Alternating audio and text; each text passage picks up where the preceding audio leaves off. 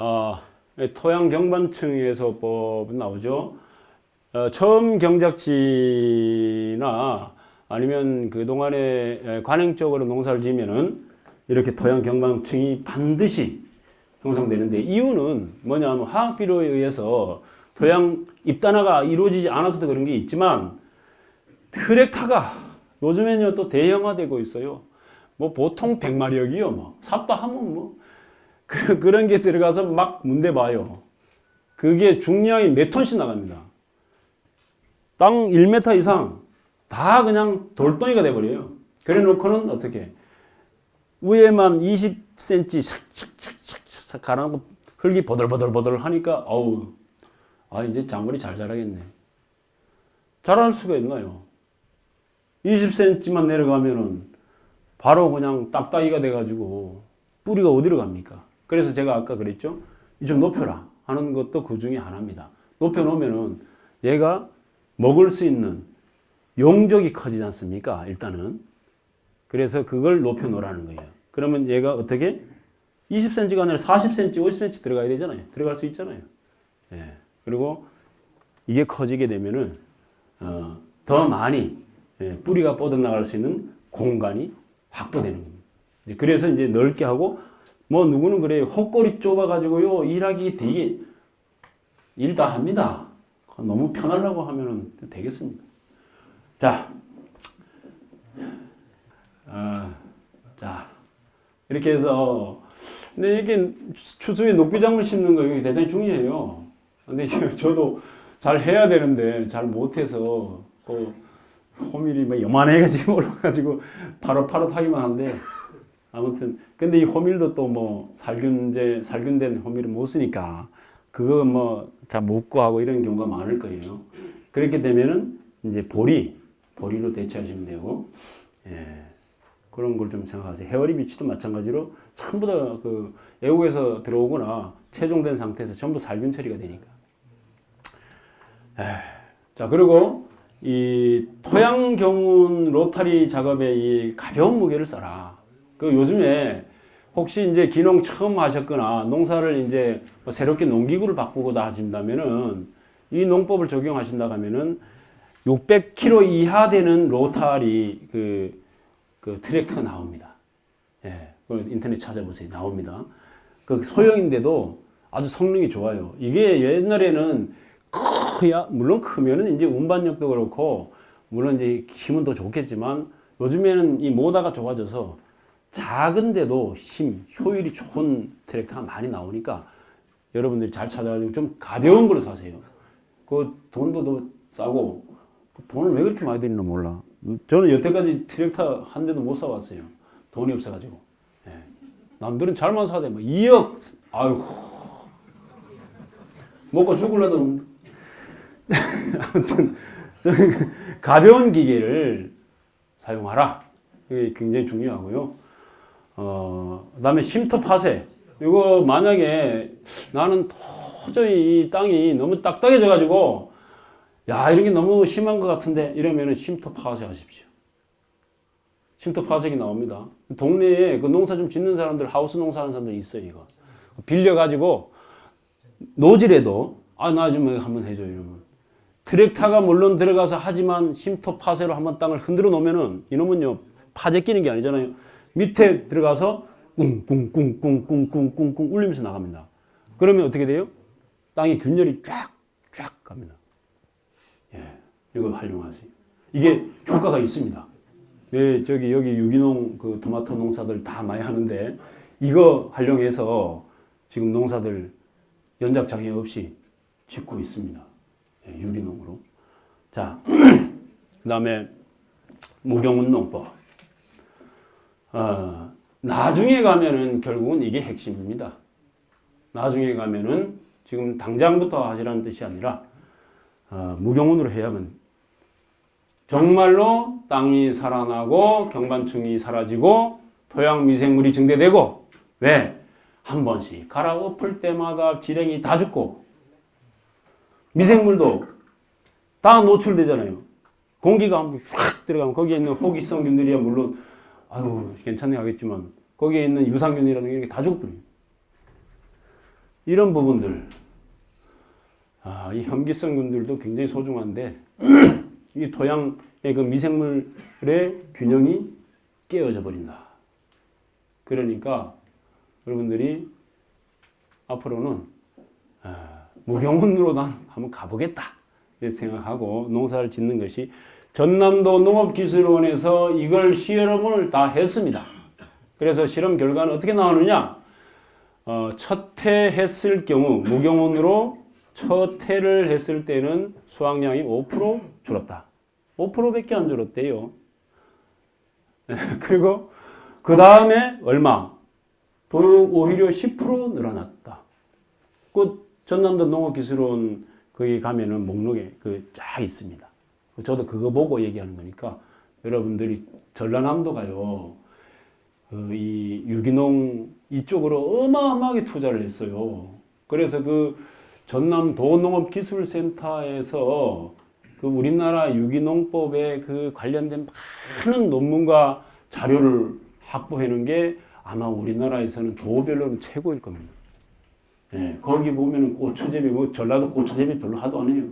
그런데 고추에 대해서 쫙 나오고, 하여튼 대단합니다. 자, 무경운 하는 것이 앞으로 더 지속적으로 가능한 농사의 길이 될 것이다 라는 거죠. 그리고 이제 그 다음에 이제 영양관리죠. 영양관리. 이 기비를는 이제 여러분이 알다시피 뭐 토양에 작물을 재배하기 전에 넣는 거지 않습니까? 근데 저는 이제 여기 나와 있는 거냐, 이건 보시고, 반드시 꼭 그래라는 건 아닌데, 표충시비 쪽으로 가야 됩니다. 무경운을 하면 표충시비를 하게 되지만, 여러분들 너무 그 비료를 갖다가 너무 깊이 넣으려고 하지 마세요. 너무 깊이 그 토양 전층시비라고 합니다. 그걸 우리가 여태까지 하는 게. 로타리 치기 전에 다 뿌려. 다 뿌려놓고 그거다 갖다가 트랙터로 그렇게 했죠? 다 뿌려 했잖아요. 그죠? 그런데 그렇게 하는 것이 과연 옳은 방법이냐에 대해서 우리는 고민할 필요가 있다는 거죠. 왜? 너무 많은 영양분을 너무 헛되게 쓴다. 예. 이거는 비료 아닙니까? 제가 얘기하는 거는 지금 비료 성분이 있는 퇴비도 얘기하지만 대개 보면 이게 우리는 유기질 비료 이거 얘기하는 거예요. 근데 이 유기질 비료를 여기 나와 있는 이 아주까리박 이것 때문에 제가 그 리신 함량을 이게 우리나라는 어떻게 되면 킬로그램당 10mg 이하만 되면은 허가해 주게 되어 있습니다. 근데 외국은 반도 안 됩니다. 우리는 왜 그럴까요? 아주까리박이 유박 원료 중에서는 제일 쌉니다. 거의 내가 볼 땐 자기들은 좀 주고 갖고 온다 그랬는데 내가 볼 때 거의 공짜나 마찬가지로 배싹 들여 갖고 오는 거예요. 왜냐면 걔네들이 이런 피마자를 심고 남는 기름을 짜지 않습니까? 그 남는 찌꺼기를 어디다 버려야 돼요, 이거. 어디다 할 겁니까? 어디다 버릴 겁니까? 전에 나라에는 안 버려. 폐기물. 우리나라에 갖고 들어와요. 왜 갖고 들어와요? 유박회사에서. 정부에서, 우리는 원료도 부족하고 하니까, 유박 만드는데 이거 활용하지. 식물 찌꺼기니까. 근데 결정적으로 뭐냐면은, 그게 GMO 농산물이라는 거죠. 예.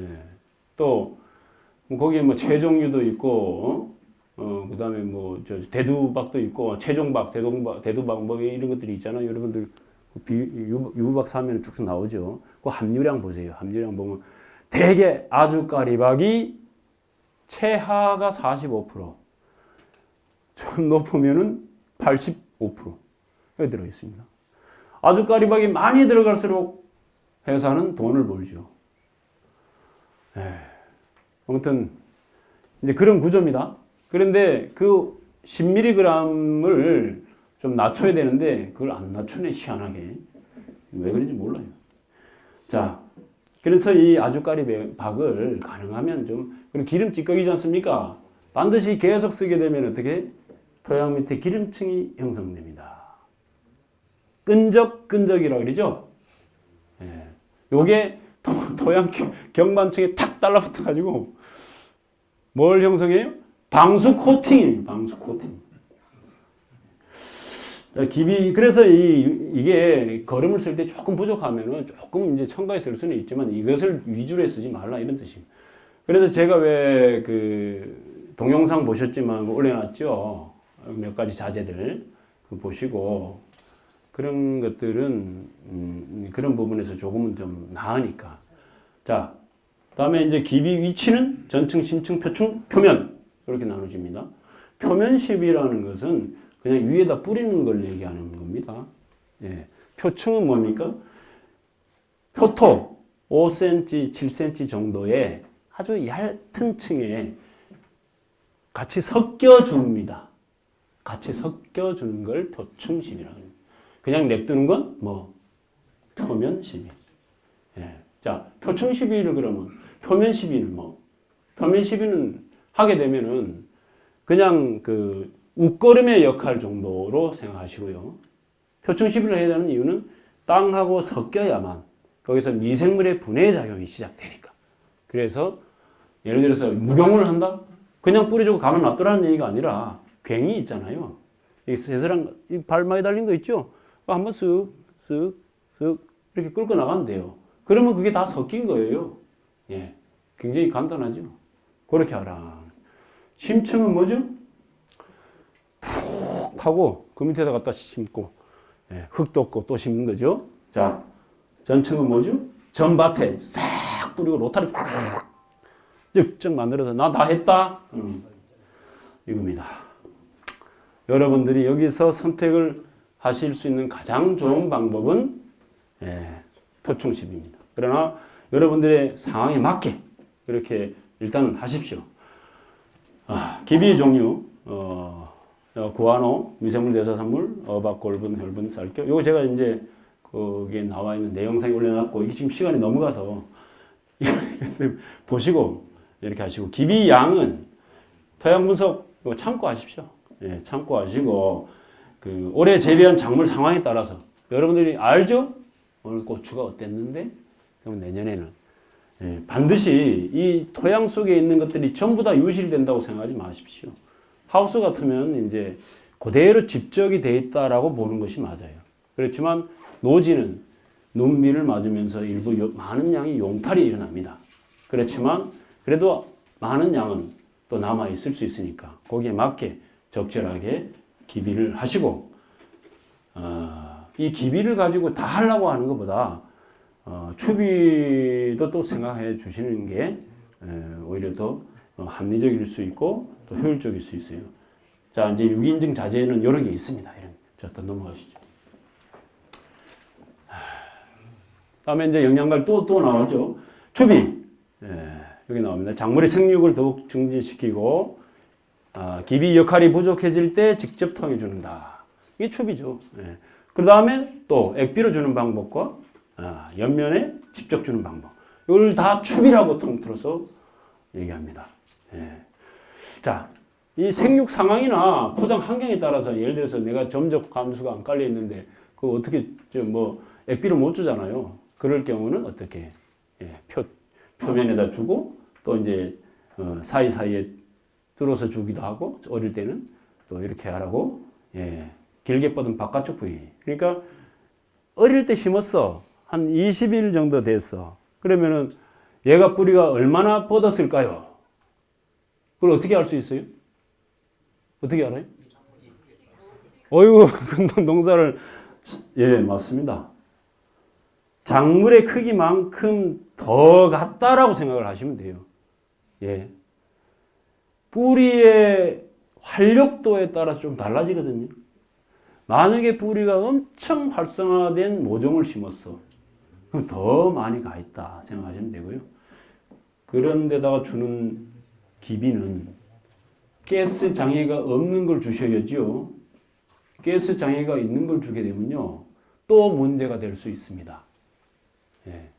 그래서 요런 아까 봤던 이런 것들, 그 구안호로 만든 것들은 가스 장애가 없습니다. 바로 써도 아무런 해가 없다라는 것이 제가 써본 경험인데 뭐 그런 거 주시면 좋고요.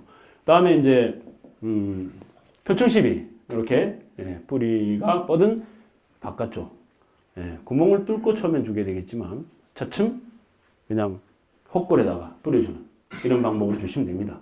효과가 없는 건 아닌데 좀 노동력도 들어가고 그 다음에 이게 좀 비효율적입니다. 자, 점적호수 좋죠 이거. 이렇게 해야죠. 이게 과학적이죠. 이온화를 시킨 영양액비, 이온화라는 건 물에 녹았다 이런 얘기입니다.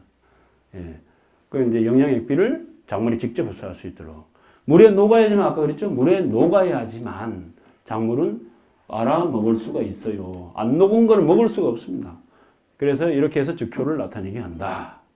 연면시비, 작물의 잎이나 줄기에 직접 분사하죠. 자, 요 세 가지가 우리가 추비로 줄 수 있는 방법이지 않습니까? 그러면은 또 그러죠. 자, 추비 종류는 뭐 이런 게 있죠. 여기 이제 읽어보시고 액비간주, 이렇게 뭐 여기에 있는 건 제가 다 담아놓은 겁니다. 근데 너무 많아가지고 이것도 뭐 어떤 사람은 뭐 더 담더라고요. 뭐 20몇 가지 담아놓은 사람도 있는데 이게 그렇게까지는 제가 볼 때는 너무 노동력이 많이 들고 적절하게 하시면 됩니다. 여기에서 봐요. 생선, 아미노산, 어분. 이거 뭡니까? 혈분. 질소질 함유가 높죠. 질소 공급원으로서. 딱 그 다음에 골분? 이거 뭡니까? 칼슘도 들어있지만 주요 목적이 이제 인산, 인의 공급이죠. 자, 그 다음에 요 나무째? 이거 뭡니까? 가리죠. 새비름? 여기도 가리 성분 많이 들어요. 자, 산야초 열매잔사? 이런 건 뭡니까? 이건 미네랄 성분, 미량요소. 바닷물도, 천미암도, 폐화석, 음식물 요도 일부 질소질과 함께 여러 가지 다양한 성분이 들어있죠. 쌀교? 인 성분이 많이 들어있죠. 깻물? 질소량 많죠. 요런 것들, 해초? 여기에는 인산도 있지만 가리 성분이 많습니다. 난간, 이거 뭡니까? 칼슘이죠. 자, 이런 걸 자담식으로, 자담식은 자담 교육을 받으시면 됩니다. 점적호수로 관주해 주시면 되는 거예요. 자, 연면시비도 마찬가지로 이런 걸 사용을 하시면 됩니다. 자, 그 다음에 이제 표충시비 돼 있죠? 아까 말씀드린 건데, 요거는 이제 그 뚫고 주는 걸 얘기하는 겁니다. 중간에, 뚫고 이렇게. 헛골에 뿌리는 거 사실 표면십인데, 여기다 어차피 이제 같이 이렇게 이제 적어 놨는데, 구멍을 뚫고 주시라는 얘기입니다. 여기 보면 이제 면역력 저하가 많이 일어나죠? 이런 일반 비료를 주게 됨으로써. 근데 이제 앞으로는 유기자재가 더 효과적인 게 나와 있어요. 아주. 왜? 이 화학비료는 빨리 작물이 빨아먹고 속효성이 많아가지고 거의 효과도 빨리 끝납니다. 그런데 이제 지금 나오는 유기자재들은 속효성과 지효성이 뭐 40대 60 이렇게 돼 있어가지고 관주용 비료가 나와요. 유기자재로 등록된. 그래가지고 그를 이렇게 관주를 하면은 지속적 양분 공급이 뭐 일주일에 한 번 할 걸 보름에 한 번씩 하고 뭐 이렇게 연장할 수 있는 번거로움도 줄이고 이렇게 됩니다. 자, 노제는 어떻게? 이렇게 조금씩 자주 주는 게 좋다. 용탄이 있을 때 보충해주고 사용하는 자재가 지효성이 많은지 이게 무슨 뜻입니까? 또 지효성은 천천히, 속효성은 빨리. 그 또 말 그대로죠. 자, 지효성, 속효성 이렇게 어느 정도 비례로 들어있는 것들 이런 것들을 작물에 따라서 고추 같으면 어떻게? 보통 40%의 속효성과 60%의 지효성을 갖는 게 좋죠. 가면 갈수록 어떻게 해요? 양분 이동성과 양분을 흡수하는 것이 더 많아지겠죠. 계속해서.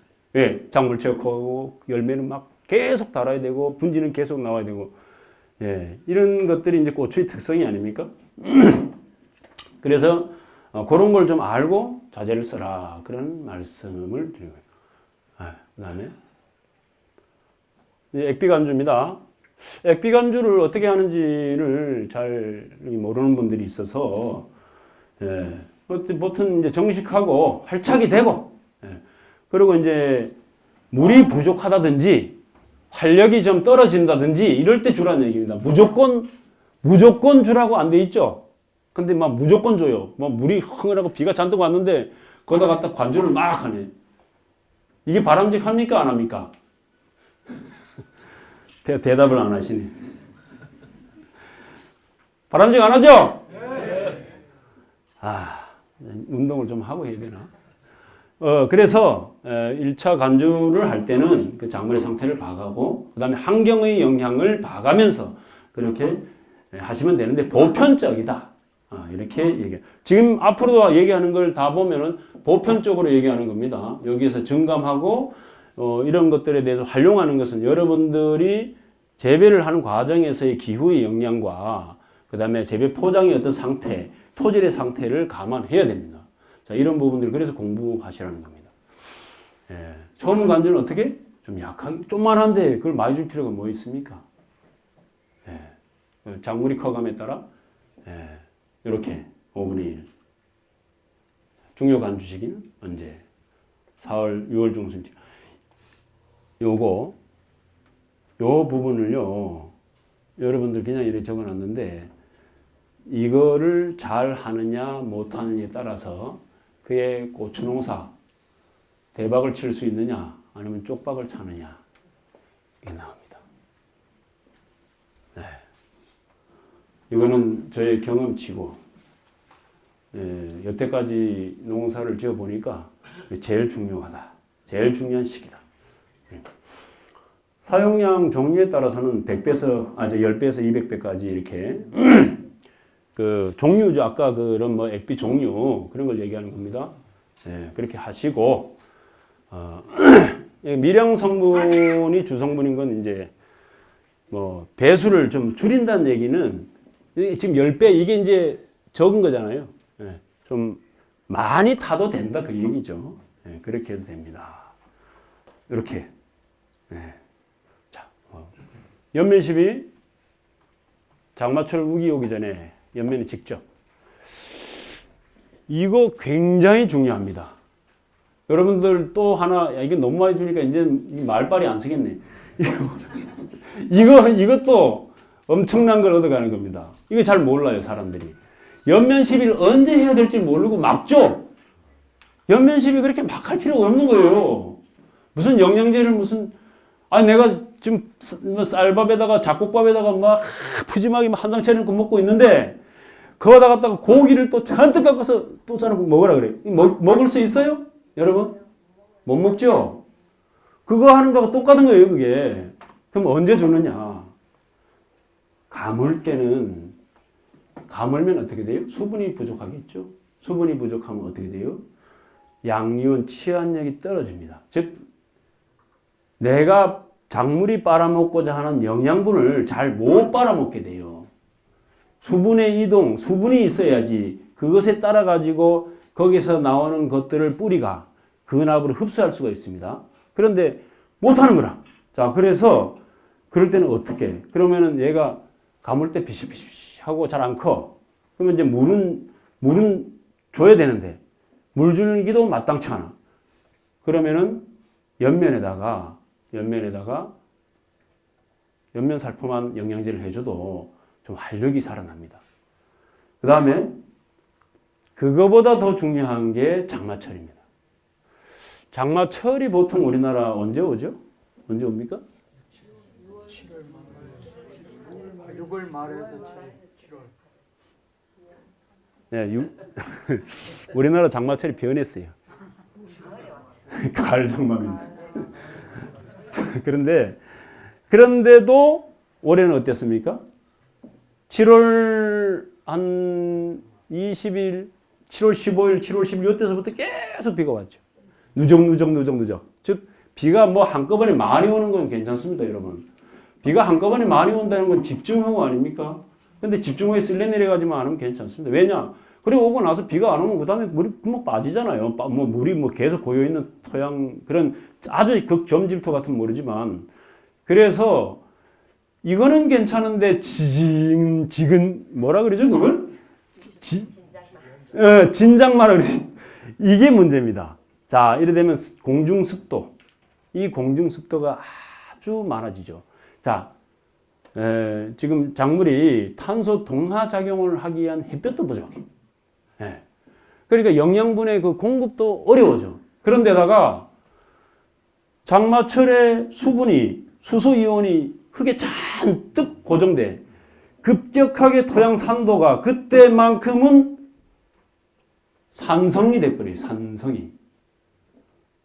자, 뿌리가 활동을 해서 영양분을 빨아당기려 해도 빨아당길 수가 없는 구조가 돼버려요. 이렇게 돼서 얘가 어떻게 해? 서서히 문제가 나타나는데 어떤 문제가 나타납니까? 꽃부터 떨구죠? 꽃 떨구죠? 꽃 떨고 나서 또 뭐 떨고요? 위에 있는 열매를 노랗게 돼서 떨어뜨리죠. 이게 왜 떨어뜨립니까? 왜 지가 가지고 있는 걸 떨어뜨려요? 견디지 못한다는 얘기잖아요. 견디지 못한다는 얘기는 바꿔 얘기하면 뭐냐 하면은 내가 지금 밥을 못 먹고 있다 이 얘기입니다. 밥 못 먹고 있는데 어떻게 해야 돼요? 그럼 밥을 줘야죠, 여러분. 밥을 근데 어떻게 줘? 토양에는 물이 잔뜩 있는데 어떻게 해? 거기다가 물을 또 줄 거예요? 액비를 주더라도 물이 들어가야 되잖아요. 안 되죠? 할 수 있는 가장 좋은 방법이 연면시비입니다. 그래서 이때 연면시비를 한 사람들은 작황을 유지합니다. 몇 번을 줬느냐, 어떻게 줬느냐에 따라서. 이것이 이 고추 농사의 다수확을 위한 굉장히 중요한 핵심 포인트입니다. 여러분 잊지 마시고 장마철이 되었는데 한 일주일 정도 지진거려. 자, 무조건 어떻게? 연면시비 해야 됩니다. 그럼 연면시비를 뭘로 합니까? 연면시비를 뭘로 해 좋아요?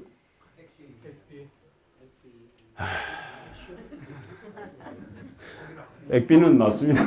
근데 가장 작물이 잘 못 빨아먹는 요럴 때 잘 못 빨아먹는 게 칼슘입니다. 그래서 칼슘 결핍이 일어나죠. 이제 이따가 좀 나오는데 자 조금 이따가 해줄게요. 자 그래서 그때 당시에 칼슘 위주 그 다음에 거기다가 뭐 아미노산 등 영양제를 같이 섞어서 주시면 됩니다. 거기에 소금도 꼭 넣으세요. 자, 그 다음에 이렇게 칼슘제 살포는 어떻게? 칼슘은 단용으로 하십시오. 칼슘을 다른 것과 함께 섞었을 때는 이 서로 기량작용으로 인해 가지고 약해가 발생할 수도 있습니다. 그러니까 또 어떤 때는 어떤 자재하고 안 맞아서 엉겨버립니다. 엉기면 쌀뜨물처럼 막 부옇게 엉겨져 버려요. 자, 그렇기 때문에 가급적 집에서 내가 직접 담았든 아니면 사서 했든 이거는 단용으로 쓰시라 이런 말씀드리고 그 다음에 자담오일, 자담유황의 혼용 이것이 굉장히 효과적입니다.